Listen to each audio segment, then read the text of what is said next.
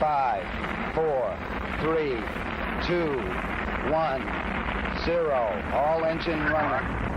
Liftoff. We have a liftoff. Hi, space enthusiasts. My guest this week is the President of Portugal Space, the Portuguese Space Agency, Ricardo Conde. Portugal Space was only recently formed in 2019. Ricardo and I talk about that experience of founding a new national space agency and dive into some of their marquis projects, including in the remote sensing value chain and the Santa Maria Spaceport in the Azores Islands. We also talk about the space economy in general and how a country like Portugal can add specific value. Quick heads up, this was live recorded in Ricardo's offices and there's some background noise from the air conditioner, but it gets better over time. Please enjoy. My name is Raphael Rodkin and I'm an investor and advisor to space companies.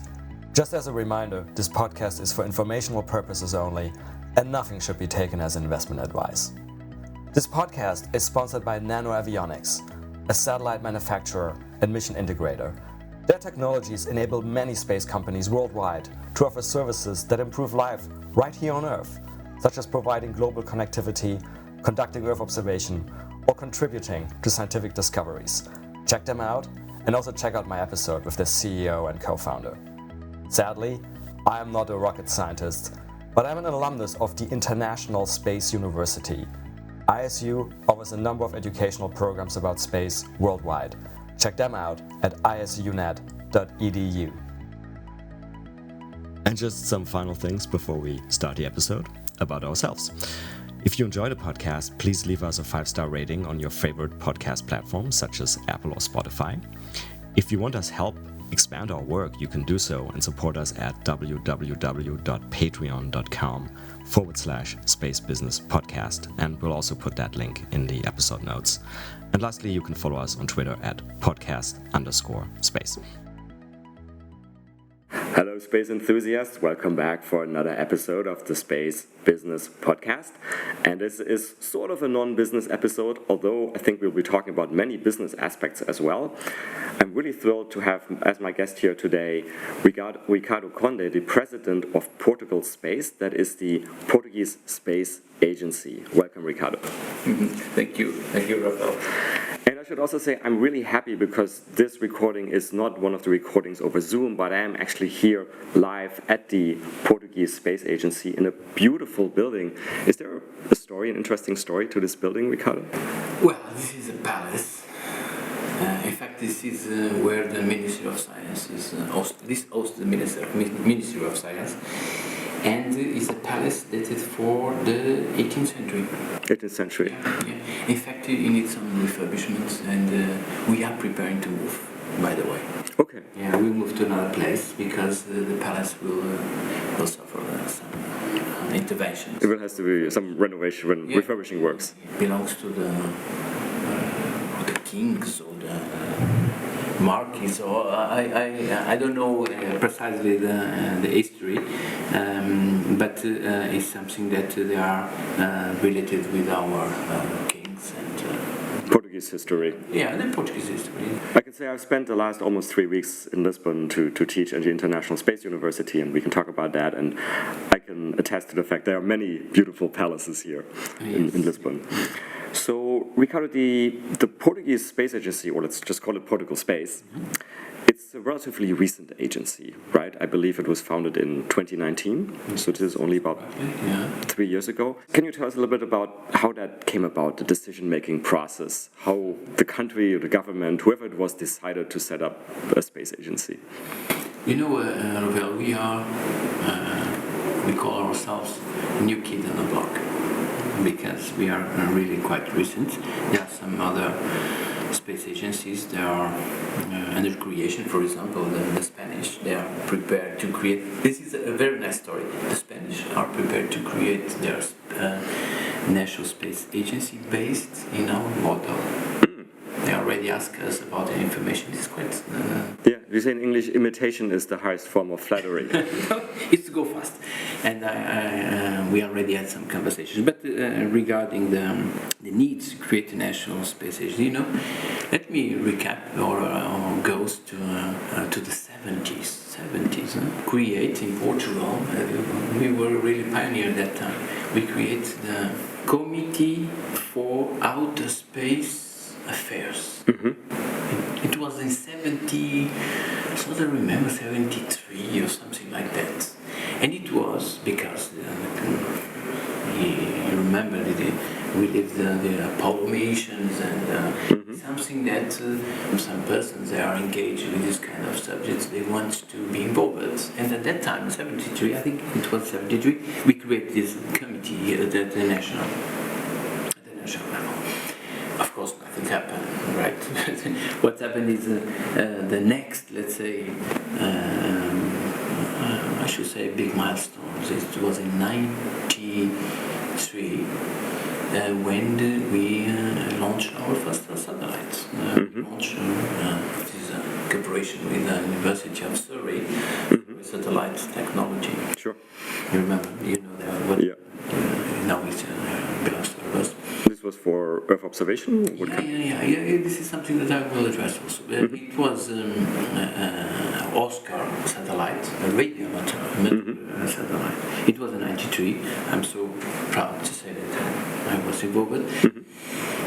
It was really the big, let's say, or the great milestones that we had in our history. So we have one satellite.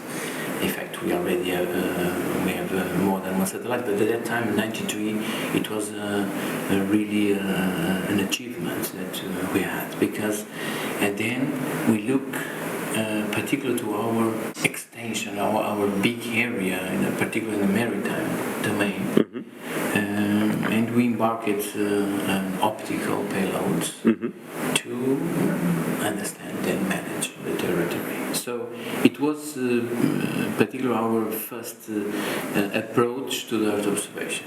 I remember that we took really nice pictures about Portugal, about some regions of Portugal, and it was really a great success. And let's say the second milestone, it was when we signed the convention to enter to be part of this big family, which is HISA. It was in 2000. And this is really a strategic milestone that we had at that time, because then what we observed is to grow the complexes of our companies and what we are today, this nice catalog that we have, 60 entities, 15,000 persons working in this domain, is the consequences of the signed convention of HISA. And we spent more or less 20 years to promote the capabilities of our companies. And in 2018, the government, with the leadership of our former minister, he understood that it was the moment to create a national strategy to aggregate all the competencies in our companies and to give a direction.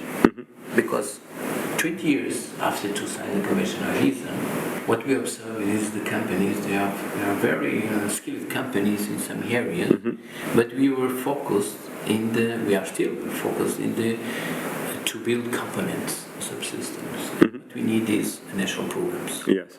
And this is why that when we created in 2018 the national strategy for space, what we call it the Portugal Space 2030, is an innovation, let's say, strategy in a scientific and also operational domain for space for a decade.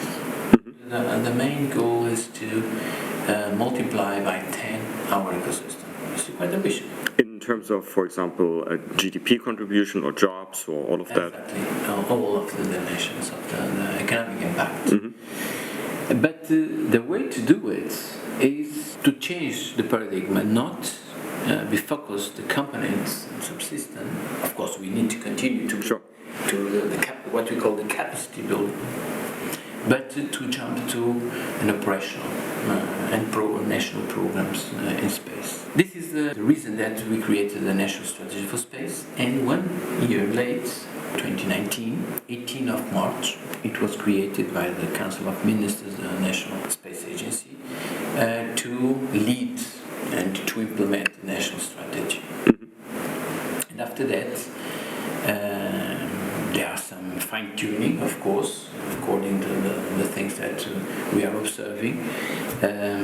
to adapt our national strategy to the trends, to the technologies, to the many activities that in space, they are quite dynamic. And we launched in 2020 some national programs. One is, let me make a bracket on this idea. You know that countries like Portugal is a small country in terms of land, but in terms of ocean is the biggest country in Europe. Yeah. And you probably are aware that we are discussing now the extension of our economic platform, maritime platform, UN. And these is foreseen to become completely, I think, in 23. And then Portugal becomes a big country in Europe, you see. That means our land portion will be the place we park our boats. Yes. If you can compare the size of maritime dimension Yes. to the land. For listeners who may not know this, of course, Portugal includes territories like the Azores Islands and also the island of Madeira. Madeira, exactly. This is why we have this big extension of our Atlantic maritime areas. But back to this subject of the national programs, we are suffering, and it is quite visible this year, dramatic problems in terms of fires and water. Wildfires, yeah. Because the consequences of climate change. There are no other way to say it. It is we are suffering already the impact. Not only ourselves, all the European South countries like Spain also. Yeah. Even in France, you see, too. And I could witness it myself. Again, I'm here for the last 3 weeks, and I think not even 20 kilometers from here in the Sintra Hills, there are wildfires. Yeah, absolutely. And it was really a disaster. Now, it was 5 years ago when it is repeated. Because, look, there one thing that we learned. We cannot fight the fires. We need to prevent the fires. This is the big lessons that we learn. And we understand that satellites can give a help, can help us to first to understand our territory and to manage our territory. One of the things that we also learn, I think every one of us, we learn that the sustainability of ourselves and also of our territory is to manage the land. The way we extract the resources from the lands, and not the land, also the territory and the maritime territory also, and the way we interfere with the ecosystems. And it's something, again, I really believe that satellites can help. And this is the reason we launched the national program for a small constellation of satellites. Why I'm saying this? Because I really liked this example about the open data policy for Earth observation. Because I really believe this is the way to tackle so many problems that we have. For example, I was in army in the 90. Remember, it was in the 19 that the GPS it was tested. First time in Iraq, right? First war in Iraq. And you know what they did with the GPS? They opened signals to the economy. Yes. And what we have today in your mobile, my mobile, Yes. we have so many applications that you use GNSS, GPS signals for free. Yes. And it was at that time a decision. It was not. Remember, it was not specific because at the end GPS can be used as a gun. Yes. And it is to be used as a gun. But they open to promote, to transform the technology and the way we use the technology.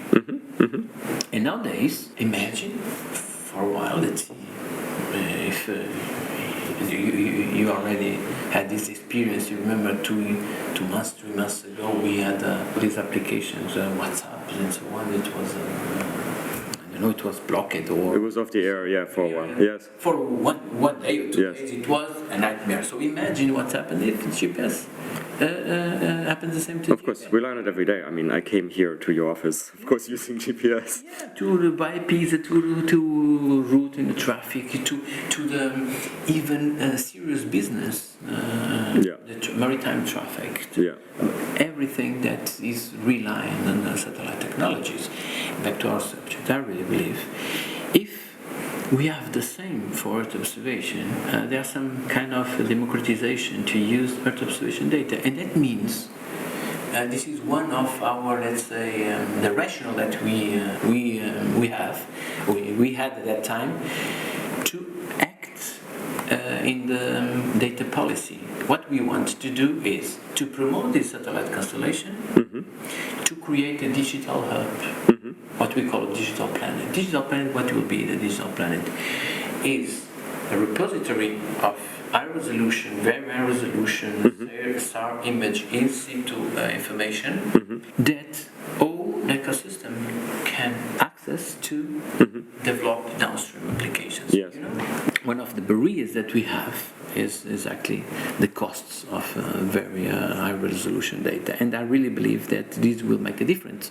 And probably you can have in your mobile things like what is the healthiness of our planet or my city here, and particularly for the fires, it is really important. If imagine that we have acquiring this image very often, monthly, for example, very high resolution, and if you have a database that you can see, this area is clean, we don't be concerned, we are not aware if there are some fires because at the national level, what we did here and our government forced to clean the areas around populations to prevent the fires. I'm talking about fires in this moment, and I really believe this is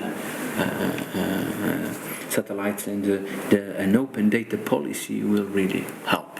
Yeah, I really liked your example of how this was done successfully with the global navigation data, right? And of course, that's including just like map usage and how we found our ways around. But let's not forget the human creativity went so far that also created things like games like Pokemon Go, right? Because once you open source things, then you unleash the human creativity. Absolutely. Now, one obstacle that I think myself and a few other people in the ecosystem see, and we had some recent episodes, for example, with Payam from Capella Space, a sub-provider, we also think there is too much friction, right? There is data out there, but then on the other hand, if you are maybe some young kid and you have an idea for an application, you must make it as easy as possible, right? To access the data, to fuse the data, to get the data to a cloud computing provider like AWS or Azure, and then to deploy the application. How do you think we can help take out this friction that still exists? This is what we want to really implement. Of course, we're concerned about the national level, and this is one of the mottos that we observe to remove the complications that to have access to the data.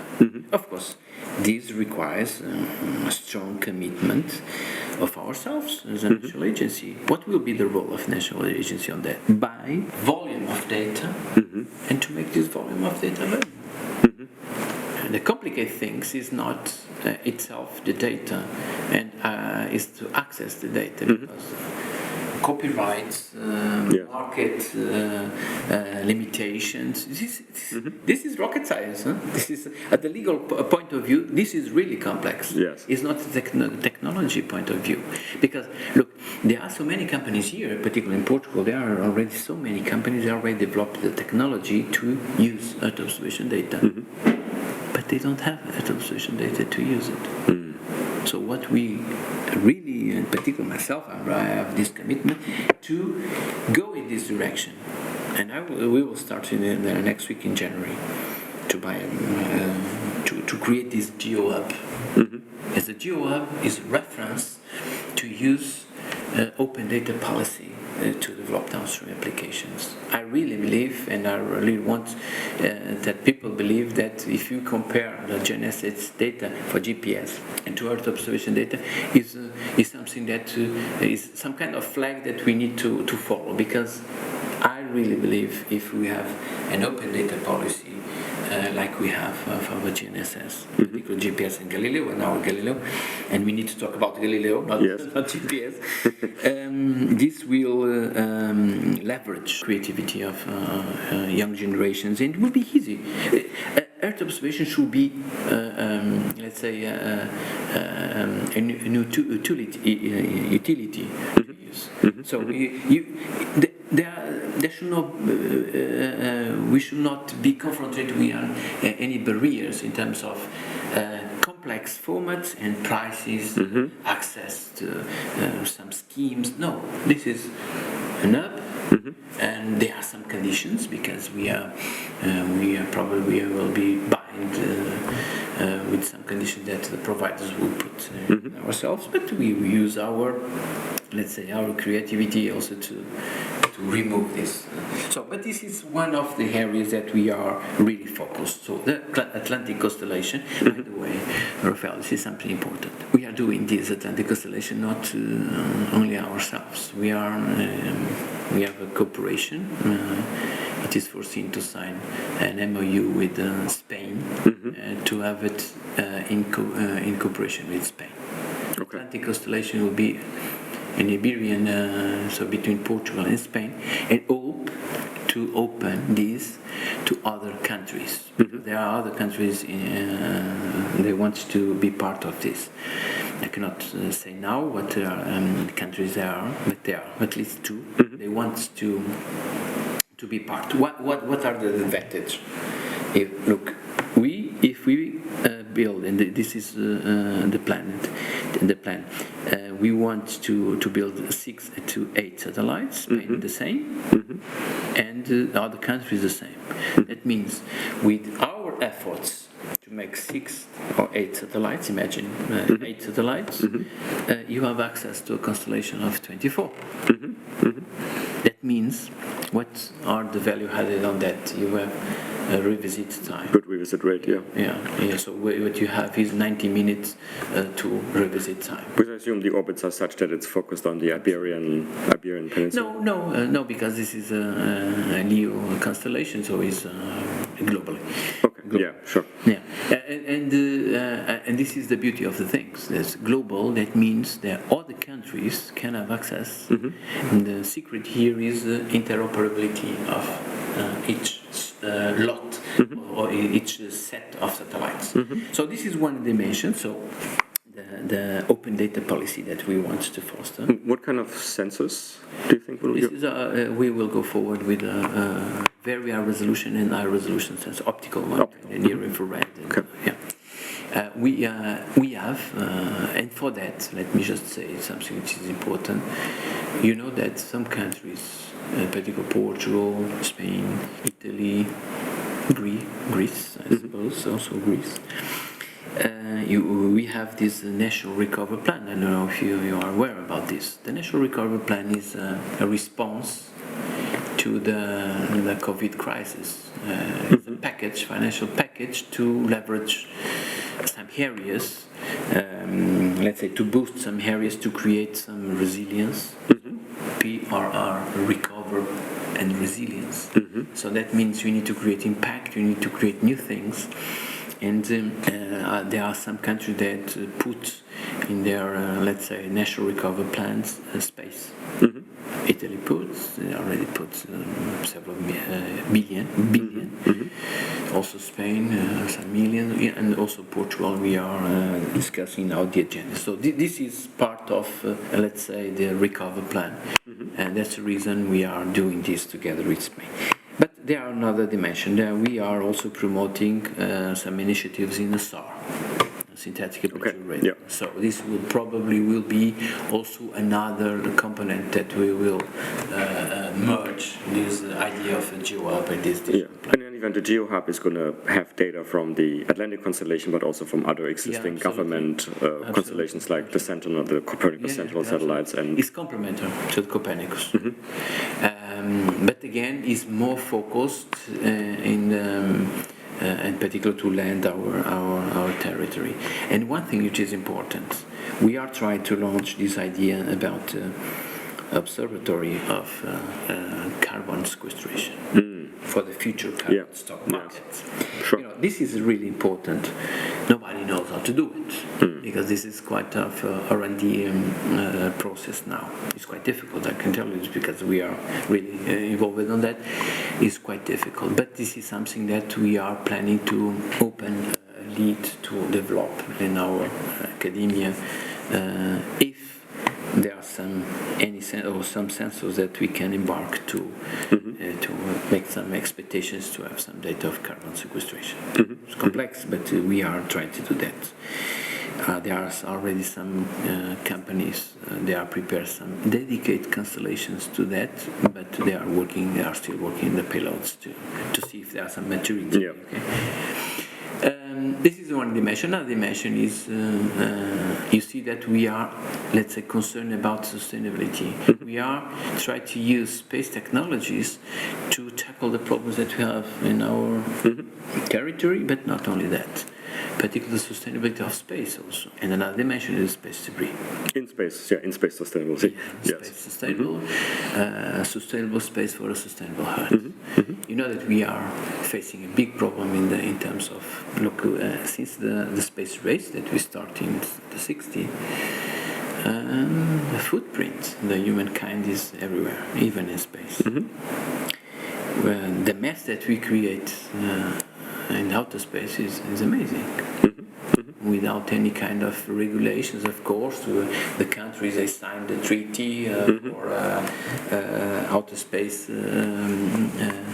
affairs, but at the end, you see, space belongs to nobody, right? And, that means this is something that I can do what I want to do. It's sadly a little bit similar to the oceans and and this is the commons. Rafael, this is very good. You compare to the oceans because we need really to take an example what we had with the oceans in the beginning. Look, you remember when we tried to regulate the maritime, not only rules, but what are part of the countries.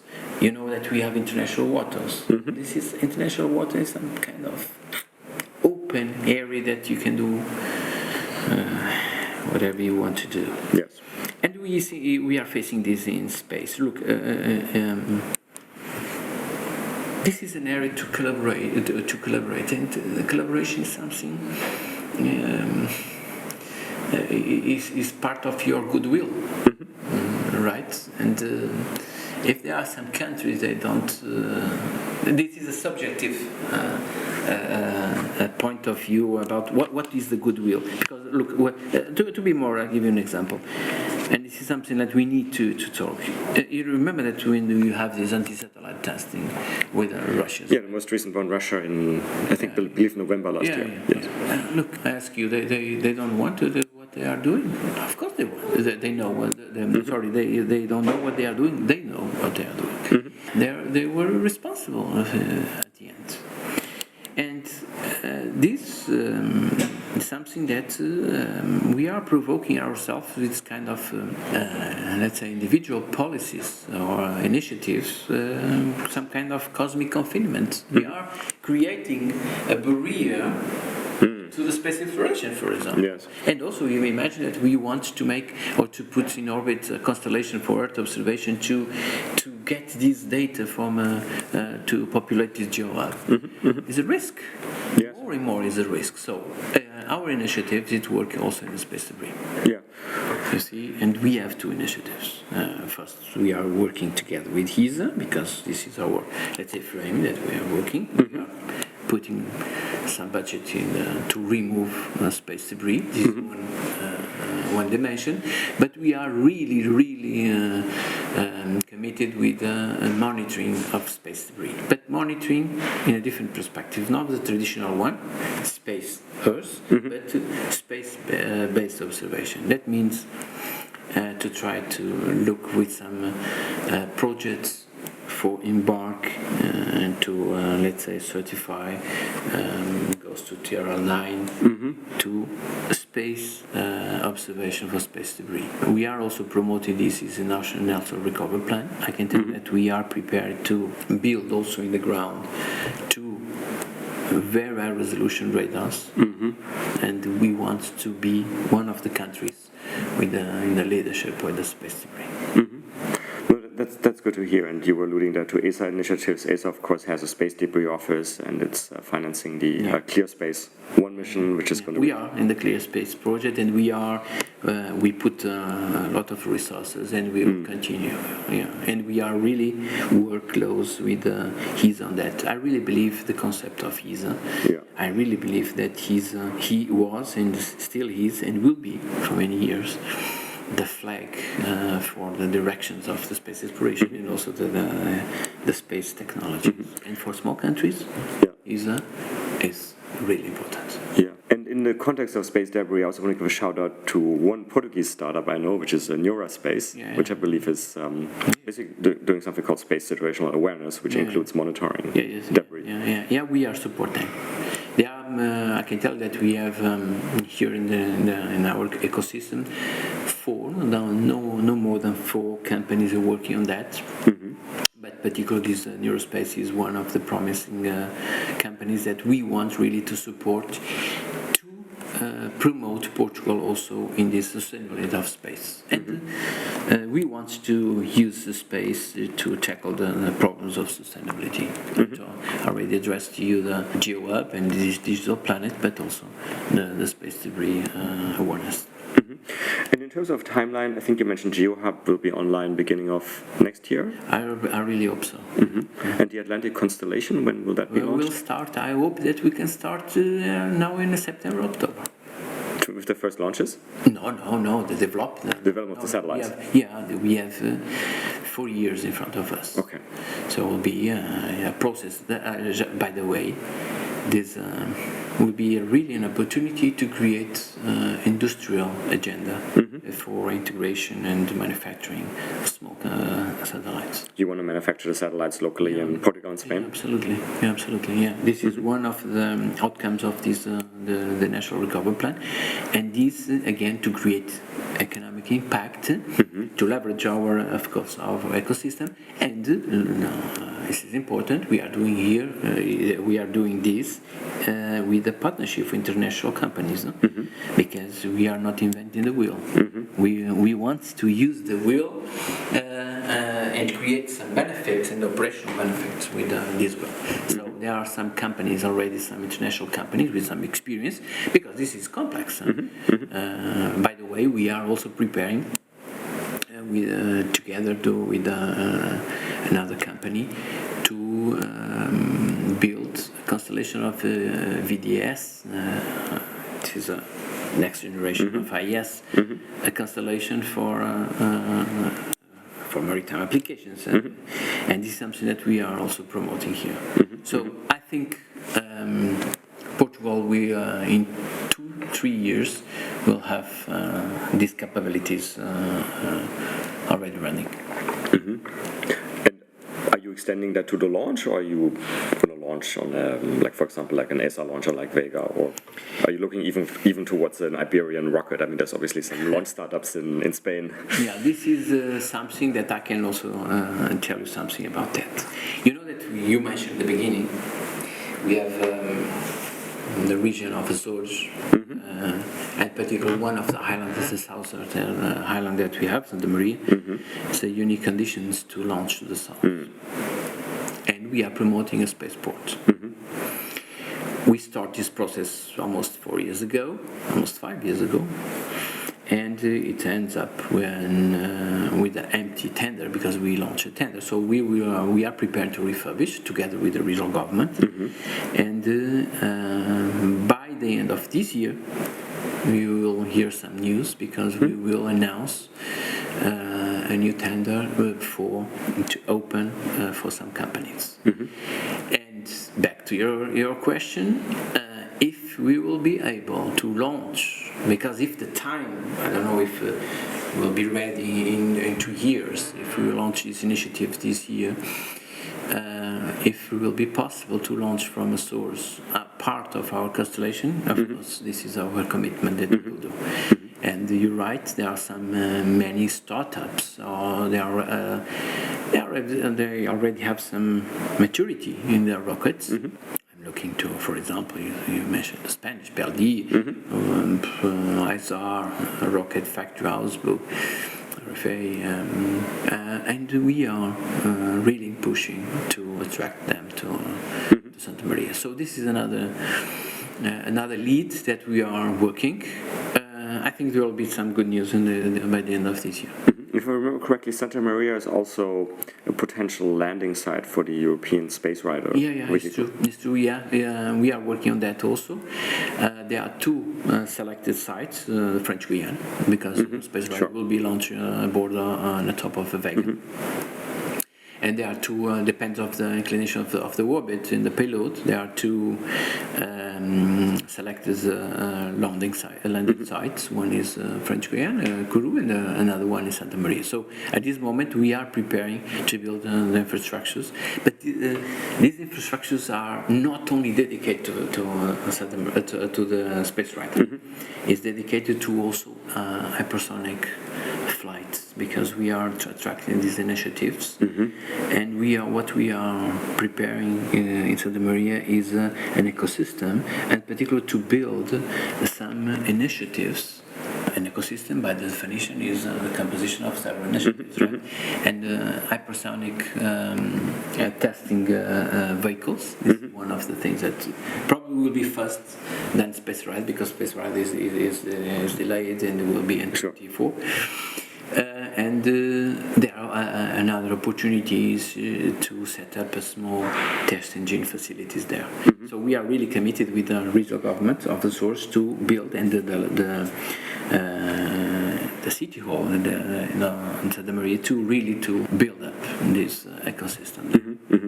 And I should have mentioned for listeners who don't know, Space Rider is a European vehicle that's basically capable of re-entry, so it could be used for things like in-space experimentation, even manufacturing. Yeah, but let me tell you something which is important. In Space Rider, we are part of the three dimensions of the Space Rider: the building of the vehicle, because some of our companies are involved with the building of the vehicle itself, the landing sites, so in terms of operations. But more important, we will embark in the first mission an experiment, Portuguese experiments. Yes, we are promoting also this.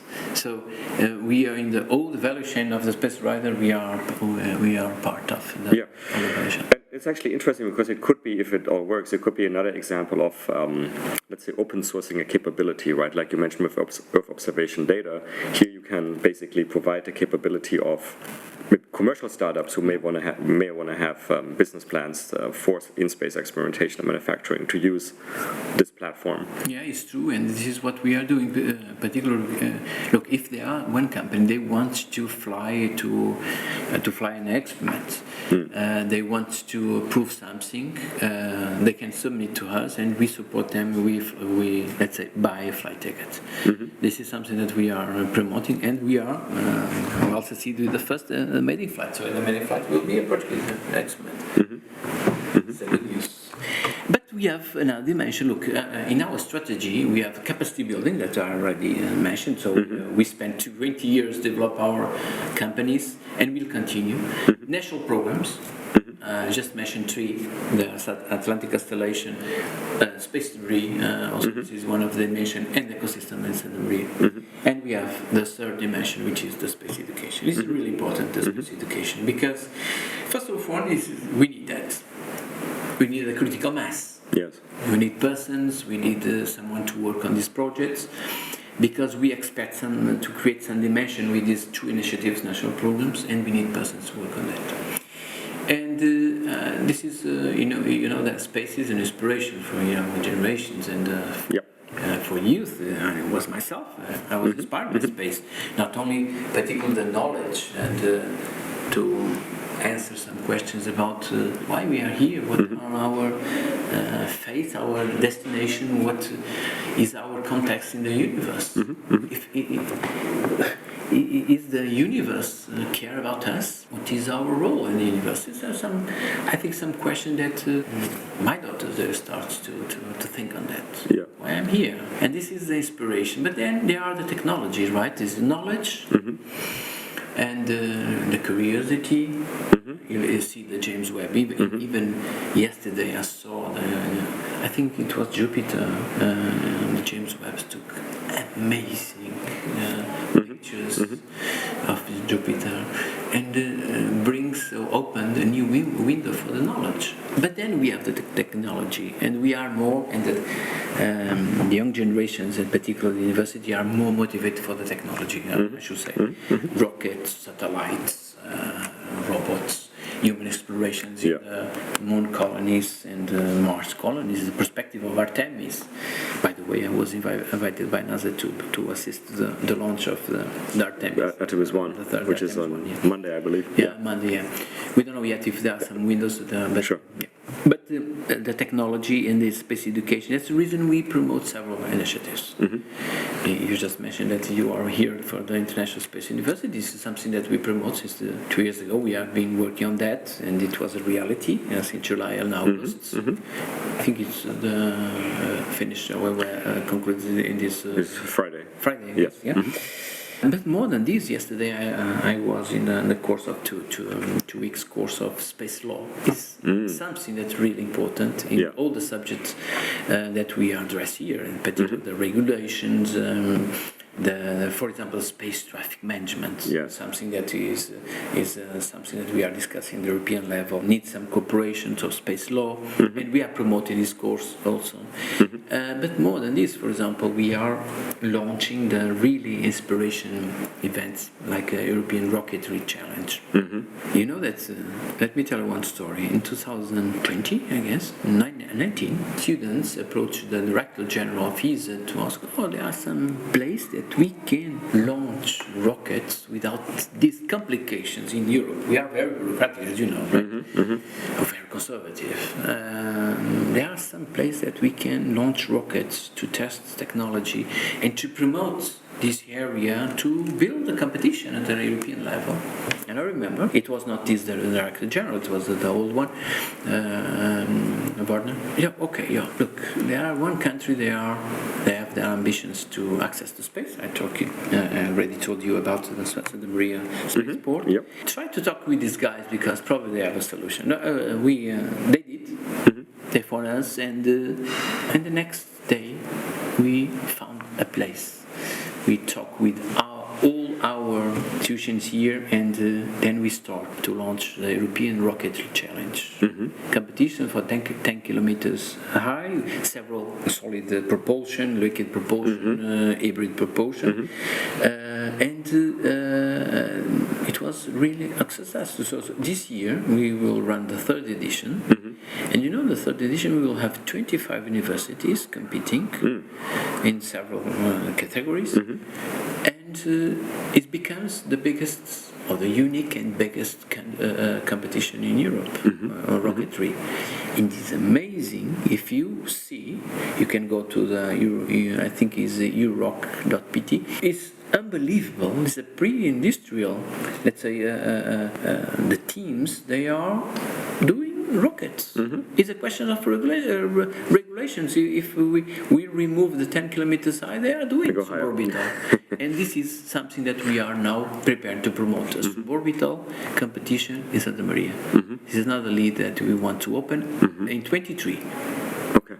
So, but there are many other things. We go to the schools, and we are launching. This is something that will be in this 16th of September.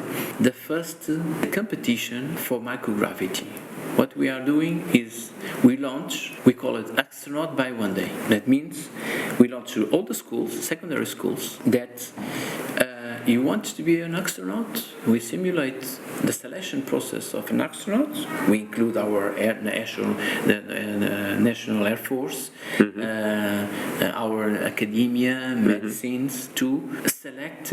We open applications, and there are many students they apply, and we selected 30 students to fly a microgravity. On a parabolic flight, I assume. Parabolic flight. They will be in 16th of September.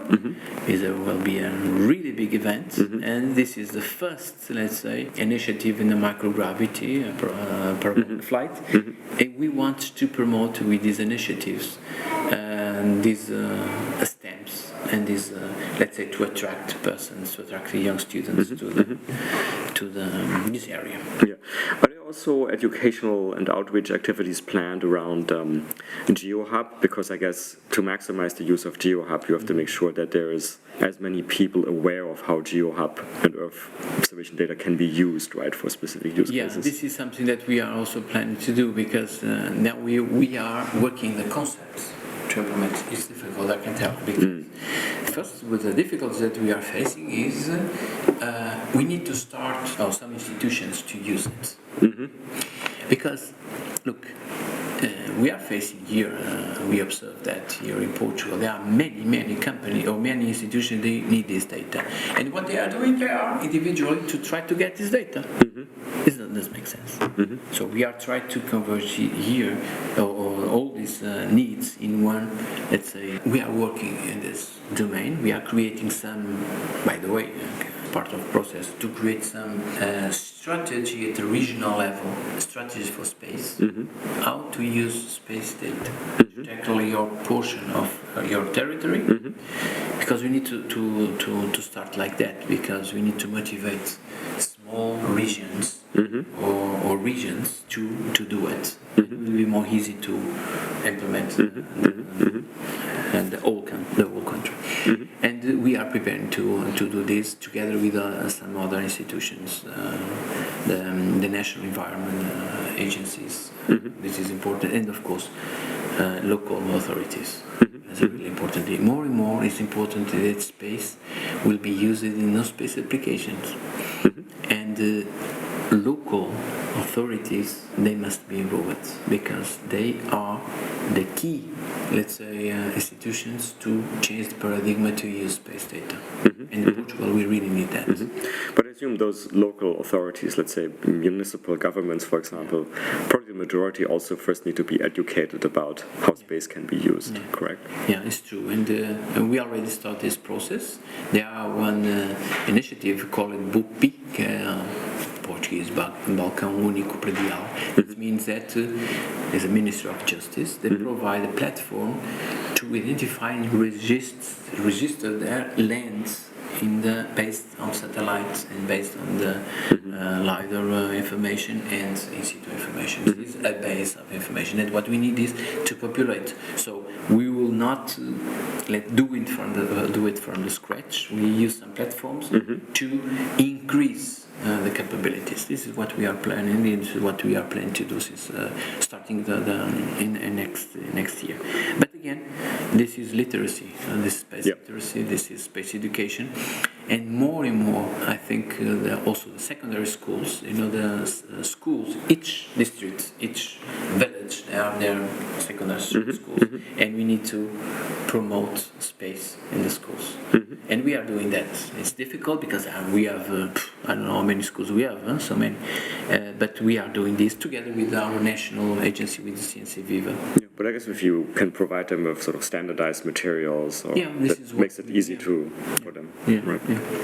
Let me ask you a few questions about other things which are very often part of national space strategies. I was curious to see how Portugal thinks about that.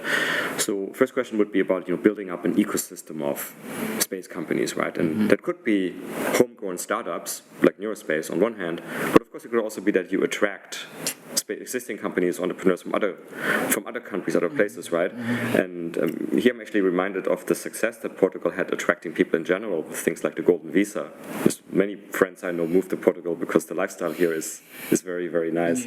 Do you also see a potential here to attract companies? Yeah, I see, but not with the Golden Visa. I think the Golden Visa is not a good example, because it's my personal opinion, right? Of course, because the Golden Visa is more, let's say, related with buying a house or properties. When we look to the entrepreneurship, the first thing is when we have these courses in university, we should have the spirit in our students they can run a business themselves, and we are not there yet. This is the first step. I really believe they should believe they are prepared to be an entrepreneurship, to run their own business. This is the first thing, because if they believe, if they have an idea, there are so many mechanisms to promote them. So many. The difficult things here is to find these people, because look, if we open a call to promote ideas about many areas, particularly observation of this matter, there are no many persons they apply. We are. This is let's say some work that we are doing to go to the university to promote. We have this here as a big, which is something that is spread in Europe. We are quite well succeeded on that, but we need to be more focused to support. Sometimes, if you have a good idea and you really believe in this idea, you invest yourself in this idea. And this is the spirit that we have in Europe. We are waiting someone to help us. This is not entrepreneurship. So entrepreneurship is okay. I put 50%. I go to the bank. I go to the VC. I open to my idea to the capital to share to my business, and then please support me another 50%. This, I think, it is the formula to be well succeeded. We have some good cases. I give an example. 4 months ago, we launched a call to attract some persons that unfortunately they could not run their business because of the Ukrainian war. This focus on Ukraine, and we had 4 companies they want to run their business in Portugal. We are promoting and we are supporting them. I can tell you that with a small amount of money they can start their business here, and this is also our role. But for big investments, and we are some proposals now, we have very good cooperation with our foreign trade agency, because there are some mechanisms with attract some big companies. I give you an example that, for example, we have here Bosch that we attracted in Minho. We have Mercedes, BMW, and this kind of mechanisms are used. We use this national trade agency, which is ISEP. They have very strong coordination with us. So for the big investments, we have these mechanisms. So small, we have let's say small help, but we promote half part of the budget they need to run their business. And this example of the call that we did for Ukraine, it was really something well succeeded. So we are probably will start very soon with some startups. And then another frequent aspect of national space strategies I wanted to ask you about is, well, I guess let's call it space law and regulations. Does Portugal have a space law already, or is working on one? No, we have a space law. Look, at that time when we created the space strategy, 2 things were in mind: to create a space law and a national space agency. We did both. We create both. And we are in the moment to make some fine tunings to the national space law together with the regional government. So we are really working very close. And we create at that time an independent body or the authority, which is ANACOM. The ANACOM is our national authority for the telecommunications, and temporarily we allocate to ANACOM to be the entity, the national authority for space. It could not be at that time the space agency, because we are promoting. So we cannot act in promoting and then approve. You see? Sure. So we need to put a red line between the things, and they are acting as a national authority for space. That means, for example, if we go forward to launch a rocket in Santa Maria or other place, of course we need to get a license, and the national authority is this entity. I really believe believe our national law is really competitive. But competitive, that doesn't mean not responsible. We are very responsible in our national law. So at this moment we are concluding what we call the liabilities, because if you have this is the tricky part. Yes. That means there are some grants that insurance is put in place, because if you launch, that means you are in line with the international law for launches. So we sign the conventions, international convention, that then we need to be responsible, and to be responsible we need to have the rules of insurances in place, all the liabilities, and we are concluding that, because, as I said, we are really committed together with the regional government to go forward to implement this spaceport in Santa Maria. So this part, and the national law, space law, it was because we want to act in this domain. Otherwise, we don't need it.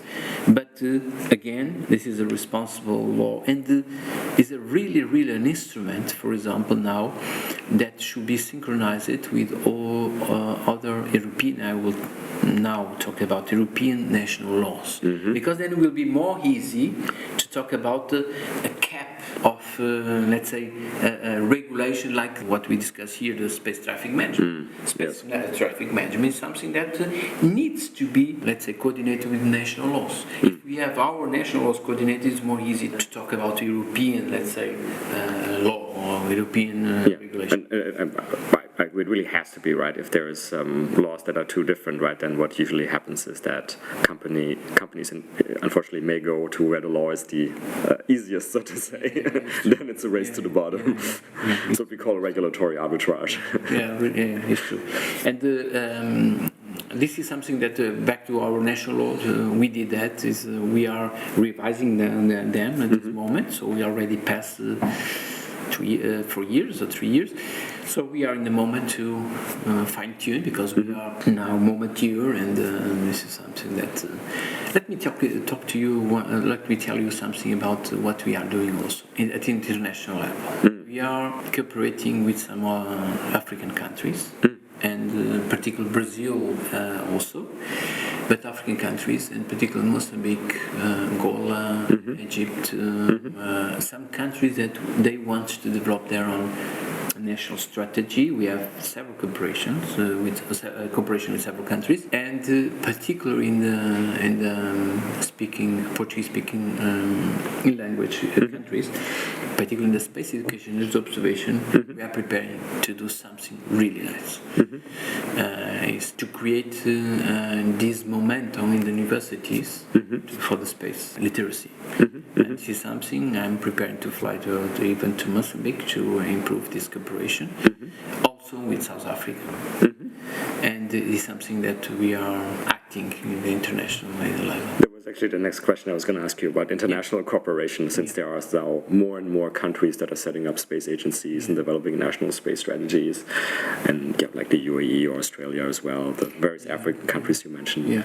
Well, I can tell that we have, for example, a very good relation also with Australia, Israel. Of course, we are in the environment of European, but it's normal, because under HISA, I represent Portugal, and I'm in HISA, so I have almost every month is the opportunity to talk to my colleagues, to share the information. So this is the same environment, but the cooperation itself, international, means that you need to do something else in other countries. And particularly Africa, we have a very strong relation with Africa. It's something that we are preparing to do in the Earth observation, as I said, also in the space education, nice events, and to promote the space literacy. For example, this competition of CANSAT, I don't know if you are aware about that. This is a competition that the secondary schools they are doing in a Coca-Cola can their satellites, and they compete against schools, and this is they launch 1 kilometer high. They launch their payload road and their satellites. They have a ground station to tracking telemetry, to get the temperature, primary mission, secondary mission, and this is something that we are doing this in Portugal every year, and the winner will represent Portugal in the European competition. This is an ESA competition, and we are doing the same for Africa. Okay, and this is something that we are really promoting, and also to introduce at some lectures in universities in some countries. It's something that we are doing. So since we're unfortunately sort of winding down on time here, let me ask you, so all of the things we talked about, all of these exciting projects, 10 years from now, and I guess you mentioned the space strategy is 2030, sort of if you were looking back in 2030, what would be for you a really successful outcome or position to be? Yeah, look, our motto is a sustainable space, a sustainable Earth. I mean, this is the dimension. If you ask me if you want to go to the moon or to Mars, I say of course yes. But if I take a ride, because this is not our priority. If you ask me if we want to explore minerals in the moon and comet in the asteroids, well, yes, but if I take a ride, so that means this is not our priority. Our priority in space is to tackle the real problems that the country we are facing. Erosions, coastal areas is really serious. Fires, water management. This is something that we need to put in operational. This is something that we need to do, and this is the reason we launch this national strategy and national projects.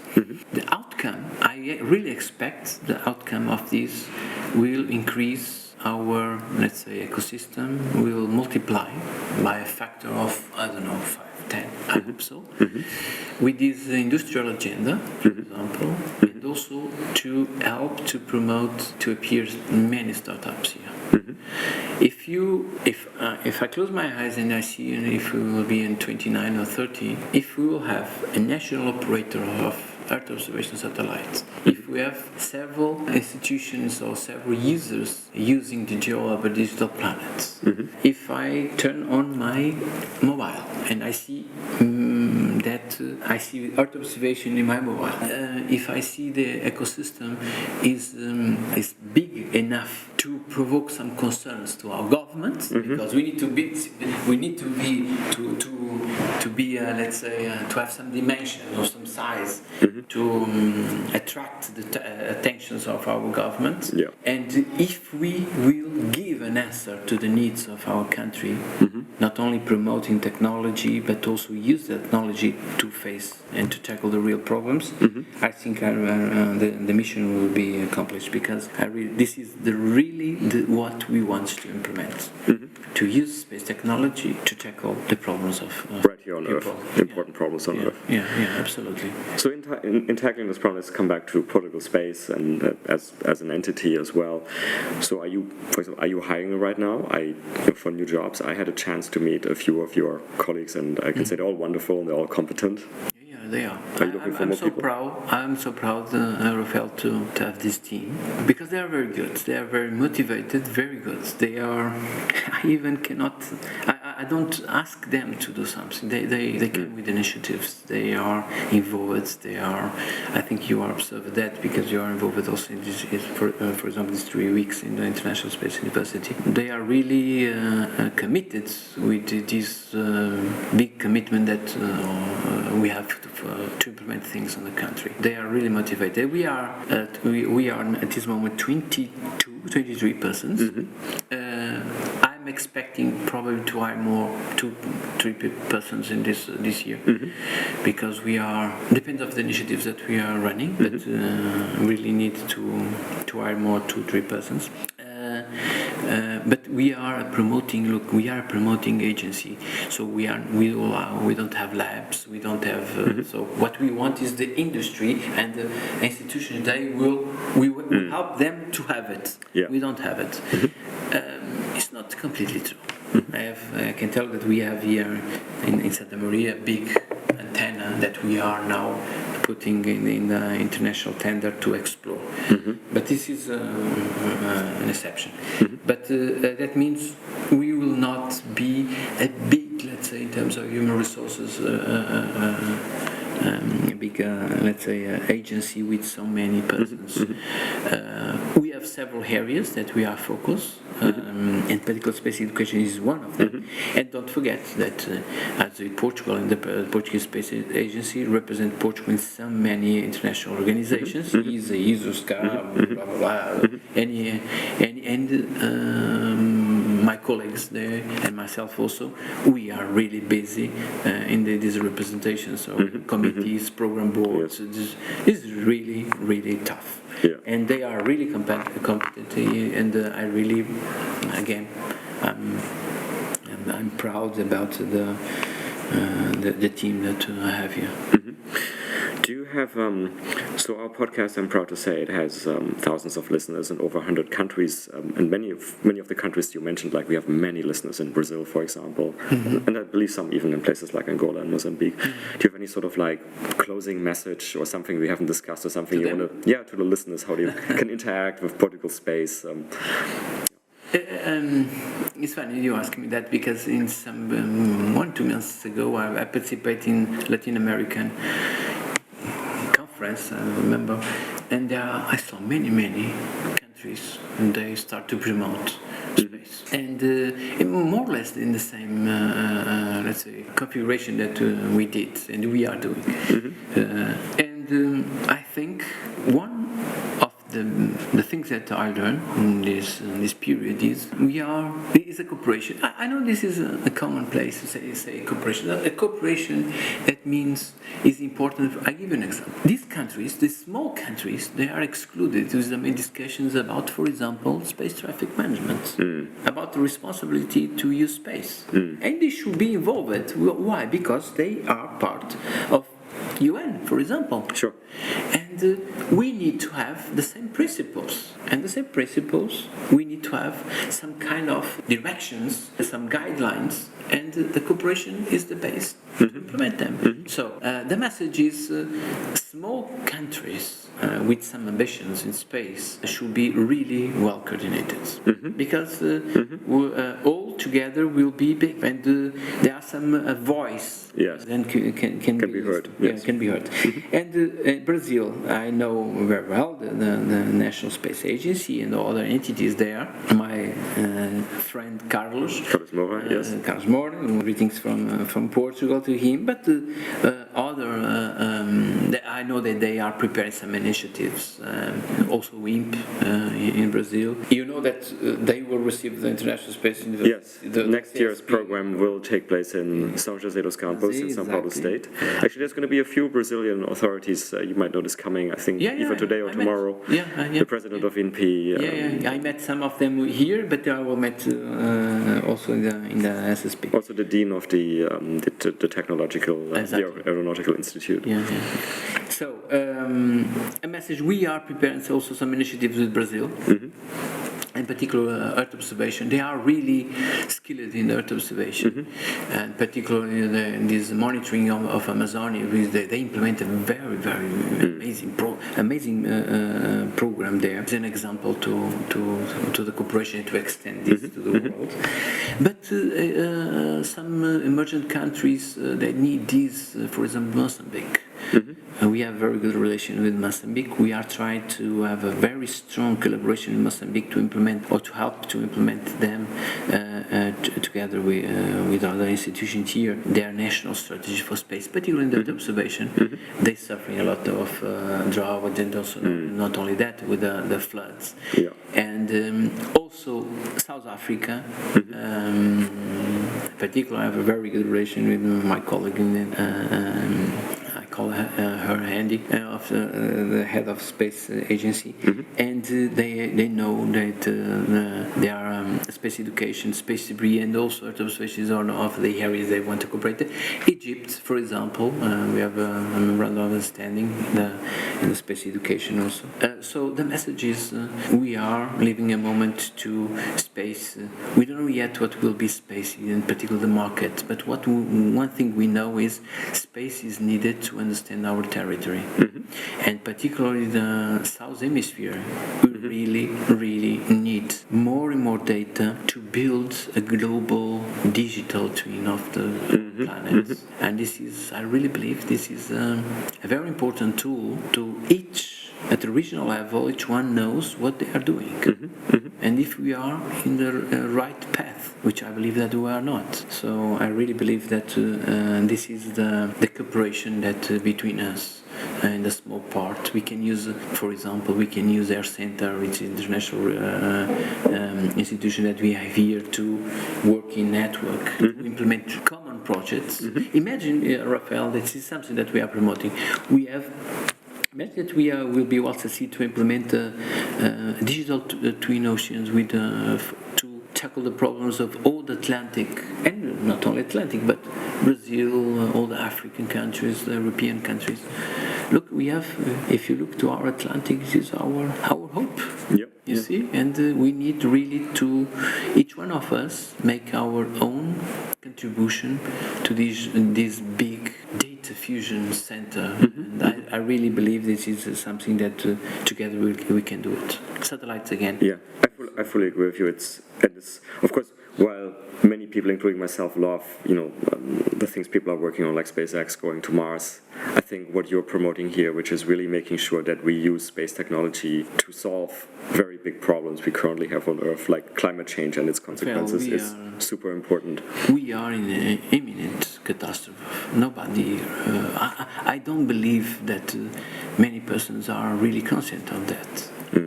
Look, I'm really concerned. I was in US. I don't see in a person. I'm so proud to be European because we have this conscience. But I don't see in the common persons concerns about the scarcity of the things. So the food, they believe that they are unlimited resources. We are facing a big problem, a crossroad of our existence. And I wake up this morning, and when I take my breakfast, I open the TV to see the news. The forecast for the weather, the drought here, the lack of water that we have here in Portugal, and the dry weather will be until November, December. November, wow. This is a catastrophe. So we are living what some countries in Africa, they are already facing this problem. Yes. So this is not a dream, this is something that is knocking on our door. And the only way to tackle this is to working together. Working together, and on the positive side, lots of opportunities for motivated entrepreneurs to help build solutions. And especially if some of your projects start, like the Geo Hub, it's going to make all of that easier. But Ricardo, thank you so much for our talk today. Thank you so much for all of the exciting work that Portugal Space is doing. We're going to be accompanying this with great interest. And good luck with the launch of Geo Hub next year and the other projects. And yeah, maybe we'll talk again sometime over the years. Thank you very much. And that's a wrap for another nominal episode of the Space Business Podcast. Once more, if you enjoyed this, please leave us a 5-star rating on your favorite podcast platforms such as Apple or Spotify. You can follow us on Twitter at podcast_space. You can support us at www.patreon.com/Space Business Podcast. Lastly, if you have any feedback, including ideas for guests, and that may include yourself if you have an interesting space story to tell, or interested in being a sponsor, drop us an email at spacebusinesspodcast@gmail.com. See you for the next episode.